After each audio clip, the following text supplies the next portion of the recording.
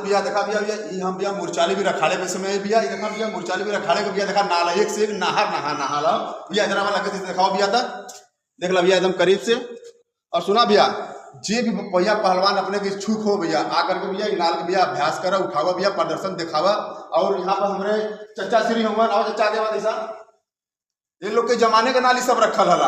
और जे भी पहलवान इस समय नया तैयार हो थोड़ा सा आकर के मुरचाली भी रखाड़े पर दिखावा अपन जोर आजमाइश। यहाँ पर भी नाल रखल पुरंती वाली भैया, महादेव जे भी इच्छुक हो आवा भैया मुरचाली भी रखाड़े बनारस में भैया, पता पूछ लीजिए सबके। हमने भैया हमारे नंबर पर भैया फोन करी भैया, हमने उनके भैया बता देंगे।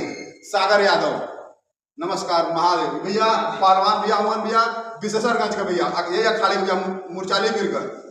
और ये भैया रवि यादव और चचा का सुनना ये देखा हमारे चचा गुड्डू पहलवान मुरचाली भी रखाड़ा भैया, यहाँ सब नहर नहर पहलवाना हुआ भैया। आप लोग आवाज सब भैया एक बार देखा जाए आप लोग का जोर ये नलिया उठ जाला कि नहीं।